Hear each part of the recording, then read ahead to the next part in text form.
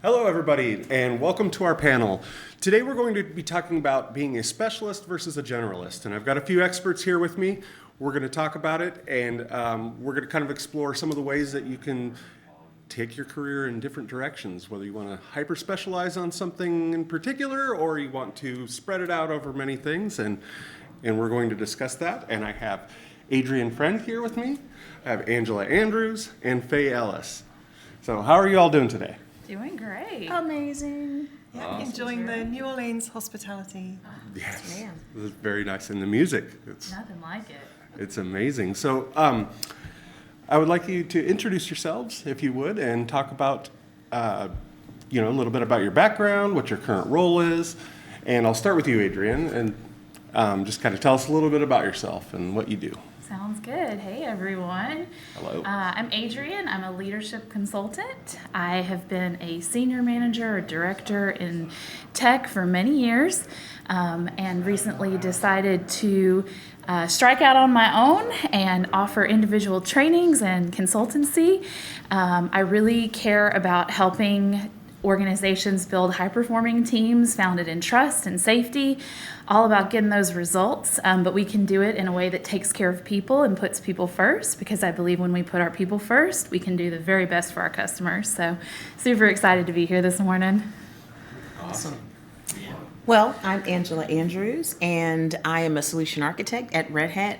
So my background, I was a systems administrator for many years in the higher education space. So basically, I started as a generalist, and it's not a really open culture as a sysadmin. It's very underrepresented, represented, and I thought I wanted to become a developer because the community was so amazing.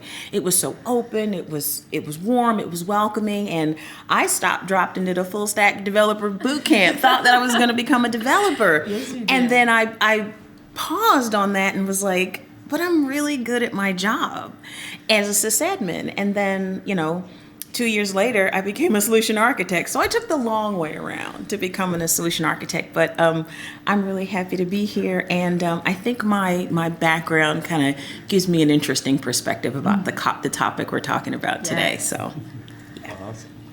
Fantastic. Hello, I'm Faye.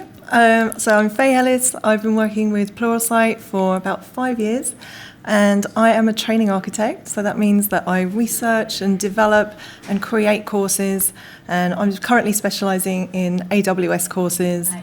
Although I say specializing, it's such a wide topic. How many different services are there? I mean, there are hundreds of different services. So it's kind of a generalist and a specialist in one role, I feel.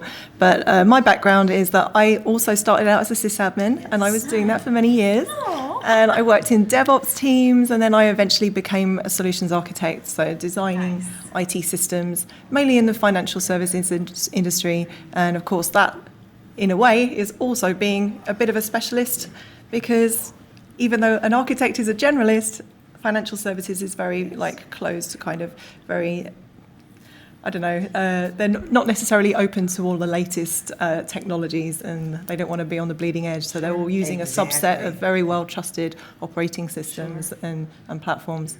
So that is my background. wow. Nice. So if form follows function, I should become a training architect. Is that Yes. what we're hearing here? Okay, all right. Yeah, absolutely. We can have a conversation about that. Definitely, that would be awesome. So my next question is, what does it mean to you to be a specialist or a generalist? Some folks say that there is no such thing as a specialist in tech. It doesn't really exist. So whoever wants to start first, answer, what does it mean to you? Wow, I'm going to start with this one because there are people who specialize and we know them. And those are the folks that we call when we can't figure things out. So there are people who spend their time digging deep into a particular topic. They are subject matter experts. Yes. That's what they do. It's usually in their title, right? I work very closely with a specialist solution architect. He knows his stuff very deeply in his specialty. Me, I'm a generalist. I need to know a lot about a lot of different things. Networking, software, operating systems, all the you have to know, instead of going, 10 feet deep on something, I'm maybe 20 feet wide and I'm only going a foot deep because I Right. need to be able to speak to all the things. Yeah. As a generalist, I think that's what it is. You have to know a lot about a lot of different things, and you Sure. really can't dive into something really deeply as a specialist would. In my I think you opinion. still got to have that ability to have those conversations Right. and go to that person and ask the right questions to get the right information, Right. and also to be able to use that information to then make the next decision or do the next piece of work that you need to do. So I still think that you are dipping your toes into both. That's how I feel. Okay. Well, and kind of to continue on that, as somebody who has managed a lot of specialists and architects and principals and people who have been able to get to a point in their career where they are able to really focus in on a specific area. When I think of the question, what does it mean to be a specialist? I think a lot of the times it means you can get really narrow in your work, and you really need a supportive team and supportive management around you to make sure you're not getting so deep that you are missing opportunities. So I know one of the things I've done with my specialists is make sure they're still making time for continuing education, that they're still prioritizing cross-team collaboration and seeing what other teams are up to, so they don't get so close in on that they miss, the forest for their particular trees. Yeah, absolutely. And also things change so quickly in tech that what is Yes. what is the most popular thing in the world today, Yep. next week something else can come out. Exactly. Think about all the people who specialized in VMware, Yeah. 15 years ago, had to reskill. People aren't using VMware anymore. Angela's like, that one hurts. But to your point, you're right. You have to be nimble. So us generalists, we have to understand that technology's changing. Yeah. So you have to learn quickly. So as soon as VM became, it's still there, but when cloud became more and more prevalent, we had to adapt. Yeah. And Yeah. that gives us the opportunity. If I were just focused on VMware, I don't know if I want to come out of my little Sure. fiefdom. You know what I mean? No, This is where I'm exactly. most comfortable. Yeah, you're comfortable. You've got all of the skills. Yes. And maybe, imagine if you've been doing that for a number of years. To have this idea that you've suddenly got to change, and I've got to learn this thing called the cloud, and it's a problem that many engineering teams had to overcome over the last few years, and Yes. the ones that did, very successful. But if you can't adapt and you can't be flexible, then you're not going to get the best roles.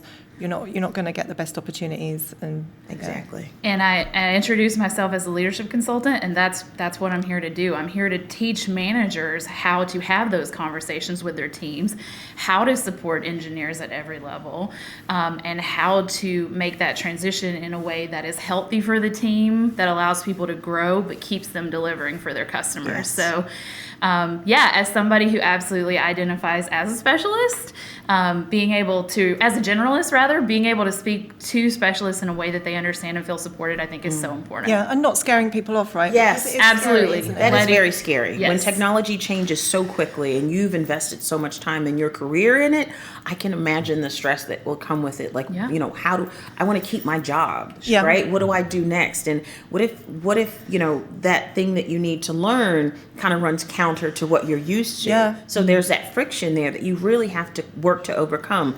And with a strong manager that kind of gives you that grace to learn and adapt, and you want to keep your foot in this world because maybe this is a technology that we're still using and this is a part of us, but you need to be forward thinking. So I think Yes. having a strong manager that gives you that flexibility and that grace to do those things is important. So we can all thrive, Yes. specialists and generalists. Absolutely. Yeah, so how do you choose what to focus on? And this is kind of a question for everybody, especially if you're a generalist. It's even harder because it's like, well, I'm focusing on networking. Sure. Today. But how do you kind of choose? Is it something within your organization that comes up, or something personal curiosity? Just I have a rather short answer. I'm very customer obsessed, customer driven. So I want to know where the pain is, and I want to help work with the team to create structures and processes that are going to help us deliver results. So, interviewing the folks on the team, learning, their take on the problems, and then kind of working with them from there to make a plan. So I guess I like to go where the problems are. Wow. So for me, it's like squirrel. Okay, there's this really great new thing, and it catches your attention, and I have been bitten by that squirrel. But what it does for me is it keeps me curious. So how do you adapt, or how quickly you adapt? That's always the question. I tend to listen to my customer, like what are they working on? This new technology. Okay, maybe I need to dig into this a little bit. And then, they're having a problem here. I want to be able to speak to it. Maybe I should learn a little bit here. So again, as a generalist, I really have to listen to where my customer's going and kind of follow. And it does feel like it's constantly pivoting, because when I say customer, it's not the same person. Sure. It's multiple people, and it's multiple issues, and it's multiple, but you need to be able to speak to these people if you're going to support them effectively. So I'm not going to say it's easy, but it is fun, because I'm curious, and I want to know what your problem is. I want to know how to speak to you about this problem. I'll never be as smart about it or in depth about it as you, because that's what you do. Yes. But I do want to bring a little bit something to the table, and I think my generalist nature, I can kind of tie those things together or liken it back to something else. And so that's that's where I'm always moving in these different directions, because I'm just trying to keep up with my customers. Right. So that's how I do it. Awesome. Do you think that that being comfortable with that kind of role comes after, I don't know, like a certain maturity in your career? Yes. Because I did the kind of role you're doing right now, I did that straight out of university. And I was working for Sun Microsystems, and it doesn't really exist anymore, unfortunately. But at Sun, they had loads of software, they had hardware, they had servers, storage, all sorts of different products. And I would go to a customer meeting, and I could get asked about any one of those products. And I used to really hate to have to say, I'm really sorry, I don't know the answer to that. Yeah. But this was me at 24 years old. Yeah. And straight into a role like that, trying to be a generalist when you're straight out of college, really, is a really difficult thing. And I think it's only really when you've had that experience, like you've had these layers of experience where you've worked as a sysadmin, then you've worked in the DevOps team. You've got all of those years of supporting systems and understanding how operating systems and applications integrate, and the implication of decisions that are getting made. So that kind of gives you that great background to be able to operate the way that you do today. Yes, I agree. It would be hard. It would be harder if you had to be that generalist but didn't have the general foundation, and to speak to it. And I'm sure there are a lot of newer folks entering tech where they're in these generalist roles and they really don't have the background to kind of speak to these things. You want to surround yourself with a really strong team, and you want to be okay with saying, I don't know, but I'll get back to you. Yeah. Like you need to be comfortable with yourself not knowing, and being confident in the fact that, you know what, but I accept your challenge. I'm going to find out this answer for you. So I can see how it can be hard trying to be that person, but when you don't have that background, but it comes, as the weeks and months and years come, you can't unsee. So you have that in your marrow now, and you can take it with you and be successful. So it's hard. Was hard.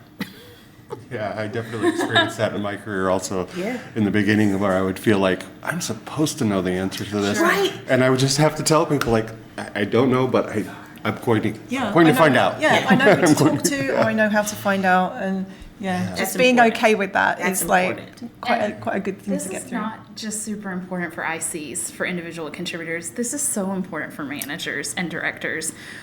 One of the challenges I've seen in tech is that the management layer thinks that they need to know everything and they need to have all of the answers, and they're just not close enough to the folks on the ground. They're not talking to their teams. They're not talking to their managers. So I just want to use this opportunity to say, yes, ICs, but also yes, managers. Do the same. Fair enough. So Faye brought up university, and that kind of leads to another question. That, there's two paths to get into tech, of course, and there's the folks that are like, oh, college and certifications, I just whipped right past that and did my own thing. And then there's folks that have gone through the university system. And so my question is, do you think certifications and formal education, how important do you think it is in the tech industry? And I will start with you again, Adrian. I think that they're important. I think that one of the things that certifications and formal education can do is get your foot in the door. It gives you instant credibility in a lot of cases. People see that certification, they see that degree, and they say, this is somebody who is committed to something for some time. Now, that being said, I have an undergraduate degree in history and philosophy, and I have a master's degree in interreligious dialogue. And before I started in tech, I was a personal chef, serving private clients throughout Atlanta, Georgia. So I don't have a bachelor's or master's degree in computer science or tech adjacent. I didn't go to a STEM school. I went to a performing arts magnet high school. Wow. What a journey. So, Cool. I know. I think it's not required. It can help. But I think what is very important, if you want to break into tech or if you're in tech and you want to continue to be successful, is a growth mindset and a curiosity. An internal locus of control helps. And just an ability to put yourself out there, be willing to keep learning, keep trying, stumble and fall, get yourself up again, and rely on your fabulous community. There you go. So I really do agree with you. Education's everywhere. It is not just in the 4 years that you spend in college. I would not take that 4 years away for anything because I think it helped round me out. I have a liberal arts education. I went to a liberal arts school. So learning people and history and science and ethics and, those are the things that kind of built me as an adult. But I have a business communications degree. Like, that's not technology. But the education came through other resources, YouTube University, online courses and things like that. So formal education is great, but as we all know, she was philosophy. Like, what are we doing here? You don't need this formal education to be successful in technology. I think our barrier is much lower because it means you can kind of chart your path. Choose your own adventure. Mm-hmm. You can find out what works for you, the way you learn how that works, find those things that speak to you, and you can go after them. Now, let's talk about certifications. Mm-hmm. Certifications are great for foundational knowledge, right? They give you the lay of the land. Let's talk about the AWS Solution Architect, right? That exam, because I've taken it, I can speak to it. It's one of those exams you get to learn what's going on, like all the services, not all of them, but you get to see how the breadth and depth of the product is. That's a great foundation.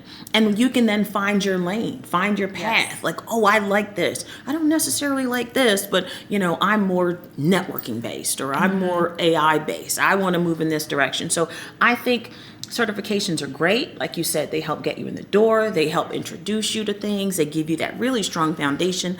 But you need to build that up with projects and activities that kind of give you that legwork and build those muscles that you can get your foot in the door. So I think being able to go out there and find your path and then using certifications to kind of lay down that foundation, I think that's great. Love it. We don't have to spend $50,000, $100,000 to do it. No, we do not. We do not. No, I totally agree. And I think also having certifications, it just gives you that confidence to be able to say, I know AWS, or I'm the security specialist, or I'm the networking specialist, or I know machine learning. And also all those hours you spend using those tools, trying to get a project or a demo to work, and troubleshooting and like really getting your hands dirty. When you turn up at an interview and you're getting a technical grilling, you've spent all that time studying that material. So there's not going to be a question that you can't answer about AWS architecture. If you have done the solution architect, you've done the professional, you've done the work, the answers will come out to you. You don't have to be worried, or you don't have to have like pre-interview nerves. Like when I was in my very first role at Sun, I was doing certification way back then. So I got certifications in the Solaris Unix operating system. And I remember going for my first solution architect role, giving me a technical grilling. I knew it all. I just sat there and gave them the answers. And as I walked out of that interview, I knew I'd got the job. Wow, fabulous.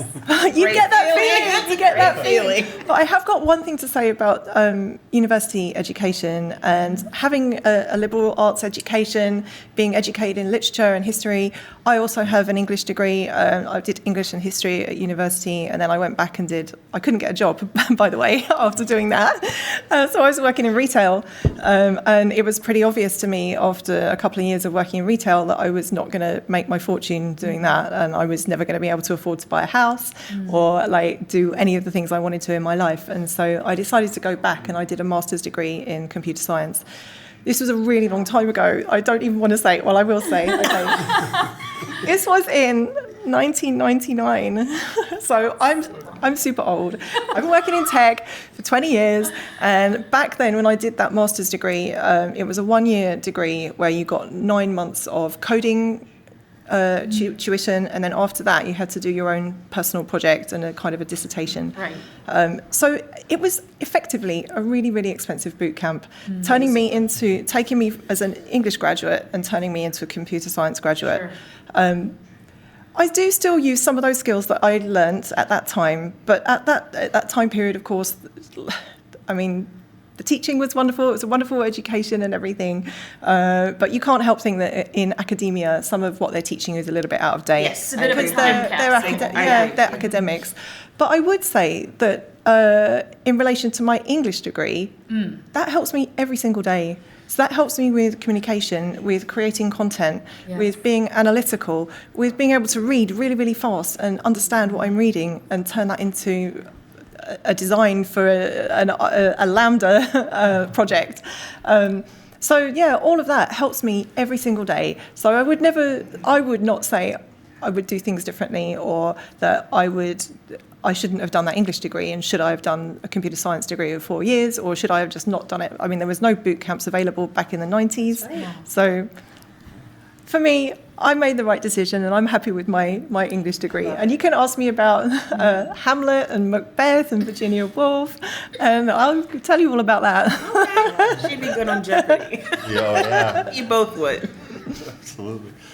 So in your respective careers, what trade-offs have you made by choosing to be a generalist? And it sounds like you all kind of identify as a generalist for the most part. What trade-offs do you think you've made by becoming a generalist versus a specialist, looking back over the years? Well, I think this is a really lovely question to follow the last one, because as you were speaking, I was thinking about, why do I ask the managers who report to me or the managers I coach to ensure that the ICs on their time are prioritizing continuing education? Because I want people to have it all. I don't want them to be harmed by trade-offs if possible. I do believe we can structure our sprints, if you're working in sprints, to build in time for doing AWS certification. And so that's something that I ask the managers to look at capacity, look at, what we're expected to build, look at our priorities, and see, can we take 4 hours out of a given sprint, for this individual contributor to work on their certification. So the trade-off is you can lose opportunities if you focus so carefully in one area. And so it's really important to be mindful of that and just keep yourself open to whatever may come your way and stay curious. Oh, she said it, the last word. Two words, stay curious. So the trade-off, I would say, and I'm going to speak for myself personally, I've always been a generalist, and I've envied specialists because they have this deep understanding and deep knowledge of things. And sometimes you want that. You want to be that go-to. You don't want to say, I'll get back to you. You want to be able to know what's going on and be able to speak to and, give solutions. And I envy that. But I'm also comfortable in the fact that being a generalist gives me that broad understanding. And it is a trade-off. You have to be comfortable with not being the expert. You have to be comfortable with not being the go-to. You're almost a go-through. Like, you're helping people you might have to facilitate and bring information in. So, it doesn't stop with you. You really have to be able to reach out to other people that have chosen that path. And it is a trade-off, and I'm trying to come to terms with it, but sometimes I do envy those who get to kind of like focus on that thing and be great at it. And, so I get both sides and why you'd choose both. For me, I do agree. I think that there's an opportunity cost to every decision that we make. Spending time, going swimming instead of playing the piano, whatever. Consequently, I'm a really good swimmer and not a great pianist. But I think that a lot of the time, if you can, and I do feel, well, I hope that this isn't an elitist thing to say, but I think if you can follow your heart with what you decide to generalize around, then I think you're going to succeed whatever you do. Like, if you're doing things that you enjoy, you're going to be passionate about it, you're going to be thinking about it and creative around it. And I think that almost negates the opportunity cost that you have foregone, from going in a different direction. So, for me, I really want to be in work that I enjoy doing on a daily basis. And I think if I can find those sets of things and areas in technology that really get me excited, or even if they get other people excited, then that's going to be something that I think, okay, that's important. I want to learn that. I want to understand that. Maybe not deep dive, maybe deep dive, depending on the opportunity at hand. But I think also, as we get further down our career, we can find opportunities to shape it in the way that we want it to be. Yes. So if we want to focus more in a certain area and ignore something else, or if we do feel we want to take a deep dive into something, then I think we can ask for that, and we can. That's how I feel anyway. I'm very in a very privileged position, I think, in the role that I'm in. But certainly, before this role, I was working in investment banking. So maybe there's not so much of a spectrum for being able to ask for what you want to do. But even within those kind of roles, I was able to go to project managers and go to people who are allocating work and say, I'm really interested in this. I would love to be on this project. Please can I be the architect on this project? Please can I take part in this project? It happens so infrequently. I think that people don't realise that they can do this. And every single time I did it, it was a yes. Yeah. No one ever said no, because they thought, she's keen. Yep. She's going to work hard on this project. She actually wants to do it. Exactly. So they wanted me. So they would go to my manager and say, please, can we have Faye on this project? So I love that. Yeah. Awesome. So for my last question is just basically some final thoughts. Or what would you tell yourself at year one? Yes, I'm going to have to raise my hand on this one.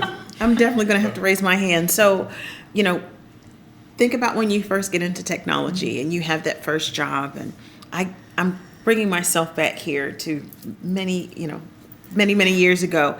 And my manager said to me, Angela, I know Windows is all the rage, but I need you to understand Linux. And everything you do in the GUI, I want you to know how to do it on the command line. Make sure you have that duality and you're comfortable in both. Love that. And I was just so focused on, the job. I wanted to do well. I wanted to do it quickly. It was my first kind of real job. And I was like, well, this is me learning this, but I really have to keep producing. So I kind of took the easy way out. And fast forward a couple of years, I got this role, and I needed more Linux experience. And I hadn't, if I would have listened to this gentleman and really put in that time, I don't know where my career would have been. Like, I really do feel like I may have missed some things because I didn't heed that. Because look at where we are now. I had to play catch up and become this Linux administrator and understand this operating system that runs everything. That is the cloud. And I give him so much props for being that forward thinking. And this was back in the 90s, okay? For him being that forward thinking, and then to come around and say, that was the best advice I'd been ever given. I didn't take it, but I'm so keen on understanding that, wow, I would go back and make sure that foundation was strong and it was solid. So what would I tell myself? The old Angela, know the basics, get really deep in Linux, understand your networking, and that is the underpinnings of all things technology. You can build upon that. So I would definitely have to, go back and listen to what Jeff told me. And what might you say to somebody who was being told similar things? They had a Jeff. Yeah. But they just, for whatever reason, they just didn't believe Jeff. I just don't think I have that time, or I don't think I can take that luxury, or I just don't know. Or maybe you're saying one thing, but you really mean another. Like, what would you say to that young person? So if you have trust in this person, which I did, I trusted him and his advice. He was older, he was more, seasoned, he had done this thing. And if I would have just looked at what he was telling me at its face and trusted him that he would never steer me wrong, I would have made that time. I was too caught up in, I just want to close this ticket. I want to do this call. I really, so it was more of the immediate gratification of kind of getting through it, as opposed to investing in that long game. I should have had more faith in what he was telling me, because I thought he was such an amazing manager. He would never steer me wrong. So I would say if someone poses that to you, think long and hard. If they're telling you something that's going to hurt you or help you, and you might change your questioning yourself and putting time in where it needs to be given. So I would take all that into account if someone was faced with that question. I love that. Yeah. I think I would just say to myself, just to have more confidence, and don't worry, it's all going to sort itself out, and you don't need to rush through your career, because time goes quickly, and with every year you get more experience and you get more and more comfortable with this thing called tech.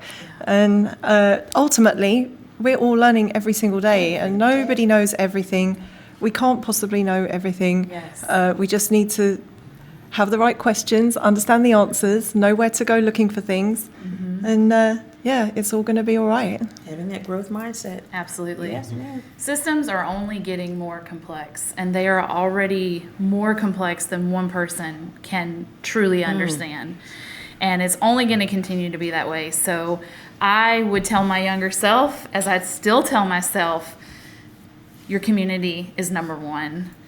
You don't have to have all the answers. You just have to surround yourself with amazing people. Preach. Yes, you should be competent. Yes, you should be great at your job, and you should show up and try hard every day. But my community is what got me here. My community is what keeps me here. And my community will be here with me every step of the way. So invest in your relationships and take them seriously. That.